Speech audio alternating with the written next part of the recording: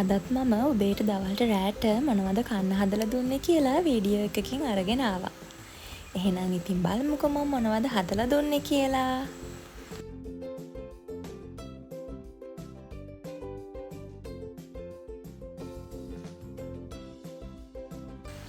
අද මම බබාට උදේ කෑම එකට හදලා දුන්නේ කුරක්කා.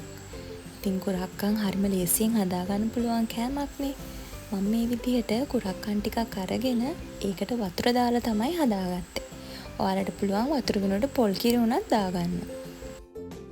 මම මේ වගේ වතුර දාලා ඊට පස්සේ කැටි නැති වෙන්න මේ විදිහට හැන්දෙන් කුරක්කන් ටික වතුරත් එක්ක දිය කරගන්නවා. සමහර අය කමෙන්ට් කරලා තිබ්බා මෙහෙම කෑම දුන්නට බබාගේ බර වැඩි වෙනවද? බබාගේ බර කීයද? ඇයි මිඩ්වයිෆ්ලා ඩොක්ටර්ස්ලා දැනුවත් කරලා නැද්ද පවුලේ ආහාර දෙන්න කියලා? ඉතින් මගේ බබා කන්නේ නැත්තම් මම මේ විදිහට හරි හදලා දෙන්න වෙනවනේ මට. මම යාට පවුලේ ආහාර පුරුදු කරා. එයා කෑවේ නැහැ. මම TikTok එකෙත් රෙසිපි දාලා තිනවා. ඔයගලන්ට ගිහින් බලන්න පුළුවන්. මම බබාට මාස 9 ඉඳන් තමයි 8-9 වගේ අතර කාලේ ඉඳන් තමයි බබාට පවුලේ ආහාර පුරුදු කරේ. ඒ කියන්නේ පවුලේ ආහාර කියන්නේ වෙනම කරිස් එක්ක බත්. ඒ කියන්නේ ලුණු නොදා ඒත් ඒ කාලේ බබා කෑවට අවුරුද්දක් ලැබුවට පස්සේ ඉඳන් බබා එහෙම කෑවෙම නැහැ. ඒකයි මම බබාට මම ඒ දාපු වීඩියෝස් වල තියෙනවා වගේ රෙසිපීස් හදලා දුන්නේ.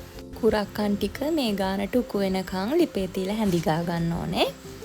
ඔන්න ඊළඟට මම ගත්තේ මේ ආනමාළු කෙසෙල් ගෙඩියක්. මම මේ කෙසෙල් ගෙඩිය පොඩි පෙති කපලා ගෑරුප්පුවකින් හොඳට පොඩි කරගෙන තමයි මෙතන මේ අරගෙන තියෙන්නේ. ඒ වගේම වෙනද විදිහට මම බබාට උදේ කෑමකට තඹපු බිත්තරේකුත් එකතු කරනවා. ඉතින් මේ කුරක්කන්, තඹපු බිත්තරේ, පොඩි කරගත්ත කෙසෙල් මේ තුනම මික්ස් කරලා තමයි මම බබාට කවන්නේ. ඒ වගේම මම මේකට අද එකතු කරා බටර්, ඒ වගේම නට්ස් පවුඩර්. නට්ස් පවුඩර් එකට මම මෙතනදී පාවිච්චි කරලා තියෙන්නේ කජුයි, රට කජුයි විතරයි.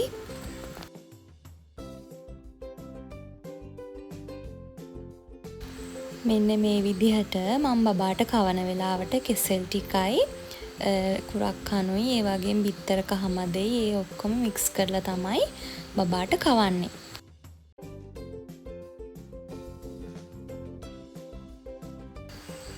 ඔන්න ඉතින් උදේ කෑම එකත් ඔක්කොම ටික බබාට කොහොම හරි කවා ගත්තා. ඊළඟට අපි දවල් කෑම එක හදමු. අද මම බබාට හදන්නේ පරිප්පු. ඉතින් පරිප්පු යන හැටි හැමෝම දන්නවනේ. මේ පරිප්පු එකට මම දාගත්තේ රම්පේ කරපිංච, සුදු ලුණු, රතු ලුණු පොඩියට කපාගෙන. ඒ ටික දාගෙන ඊට පස්සේ කහ, ඒ වගේම තුනපහ. ඊටත් පස්සේ මම ගම්මිරිස් කුඩු චුට්ටක් ලුණු ටිකක් දාලා පොල් කිරි දාලා පරිප්පු එක ලිපේ තියා ගන්නවා.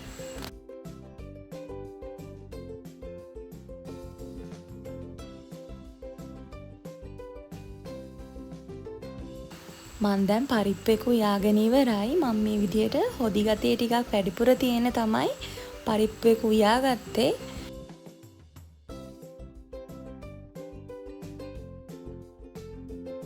අද මම බබාගේ උදේ අමතර වේලට දුන්නේ ආනමාළු කෙසෙල් ගෙඩි භාගයක් එක්ක මේ විදිහට යෝගට් එකක් මික්ස් කරලා. ඉතින් බබා ඒක ආසාවෙන් කෑවා.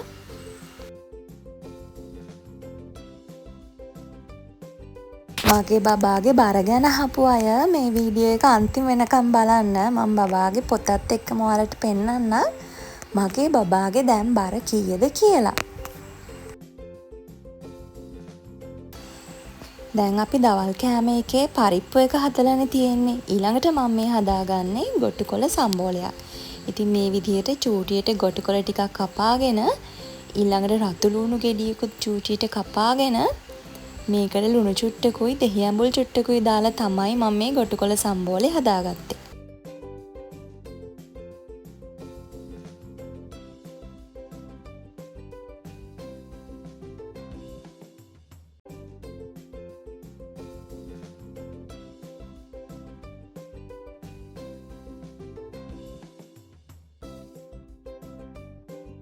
මම දැන් ඊළඟට කරන්නේ බබාගේ දවල් කෑමට එකතු කරගන්න මේ විදිහට හාල්මැස්ස 5-6ක් හොඳට තෙලේ කරලා ඒක මේ වගේ වංගෙඩිය දාලා පොඩ්ඩක් කුඩු කරගන්නවා. ඔන්න මේ තමයි අද මගේ බබාගේ දවල් කෑම එක.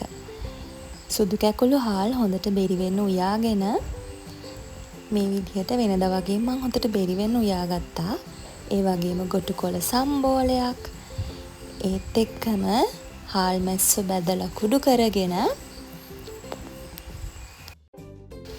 ඊළඟට මම හදාගත්තු පරිප්පු හොද්ද. ඉතින් පරිප්පු ටිකක් හොදි වැඩිපුර හදාගත්තේ බබා ඉතින් බෙරිබත් කන්නාසු බබෙක්නේ. ඒ හින්දා මෙහෙම දෙනකොට බබාට චුට්ටක් අර බෙරිබත වගේ තියෙන්න ඕන හින්දා තමයි මම පරිප්පු හොදි වැඩිපුර හදාගත්තේ.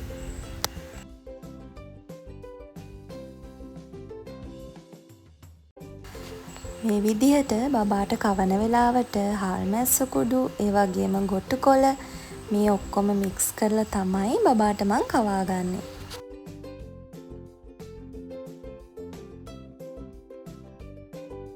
ඉතින් ඔන්න ඔය විදිහට බබාගේ දවල් කෑම එකත් කවාගත්තා. බත් නම් ටිකක් ඉතුරු වුණා. කොහොමත් මං අද බත් වැඩිපුර දාගත්ත හින්දා ඒක ප්‍රශ්නයක් නෑ. ඉතින් මං බබාට හවස අමතර වේලට දුන්නේ චීස් කෑල්ලක්. අමතර වේලට ටිකක් බර දෙයක් දුන්නහම බබා රෑට කන්න පොඩ්ඩක් අකමැති. ඒ හින්දා මම අද දුන්නේ චීස් කෑල්ලක්. අද රෑට මම බබාට ඉතින් හරිම ලේසියෙන් හදාගන්න පුළුවන් කෑමක් හදලා දුන්නේ. ඒ තමයි කිරිබත්. මම සාමාන්‍යයෙන් සතියේ දවස් 4-5ක්ම බබාට කිරිබත් තමයි හදලා දෙන්නේ. මොකද බබත් ආසාවෙන් කනවා. ඒ වගේම මටත් හදන්න ලේසි. ඒ වගේම තමයි ඉතින් කැලරි බහුල ආහාරයක් තමයි කිරිබත් කියන්නේ. මුලින්ම මම සුදු කැකුළු හාල් ටිකක් බෙරි වෙන්න වගේ උයාගෙන ඒකට මේ වගේ මිටි කිරි එකතු කරලා තමයි මම කිරිබත් එක හදාගන්නේ. ඉතින් කිරිබත් හදන්න හැමෝම දන්නවනේ. අලුතෙන් කියන්න දෙයක් නැහැනේ. ඔන්න ඉතින් බබාට කිරිබත් එක්ක මම බිත්තරයකුත් දුන්නා. ඔන්න ඕක තමයි අද මගේ බබාගේ රෑ කෑම වේල. මං ගොඩක් වෙලාවට බබාට දවසට බිත්තරත් දෙකක් දෙනවා. ඒ කියන්නේ ගොඩක් වෙලාවට කහමද දෙකක් ඒ වගේ දෙනවා. ඔන්න මම මේකට බටර් ටිකකුත් එකතු කරා.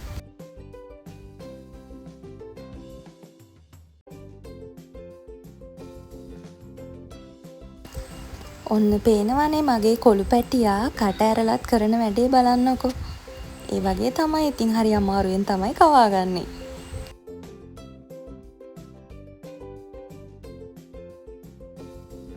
මම බිත්තර සුදු මදේ කෑලි කඩලා මේ විදිහට ට්‍රේ එකෙන් දැම්මහම එයා මේ වගේ ඇහිඳගෙන එක කනවා.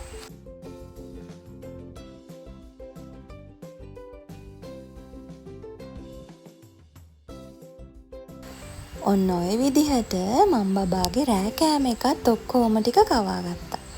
ඉතින් ඔක්කොම ටික කවාගත්තාම බබත් සතුටින් මමත් සතුටින්.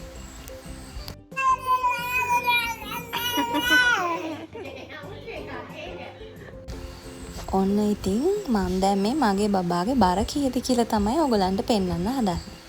දැන් මගේ බබාගේ බර කිලෝ 10යි ග්‍රෑම් 300යි. මගේ බබාට වයස අවුරුද්දයි මාස 3ක් වෙනවා මේ මැයි 10 වෙනිදාට. ඉතින් මේ තියෙන්නේ මගේ බබා රේඛාව ඉහළට යන විදිහ. ඉතින් ඒ ගැන ප්‍රශ්න තිබ්බ අයත් හිටියනේ මේ කෑම කාලා බර වැඩි වෙනවද කියලා. ඉතින් ඒ අයට බලන්න තමයි මම මේක දැම්මේ. එහෙනම් අපි ආපහු අලුත් වීඩියෝ එකකින් හම්බෙමු.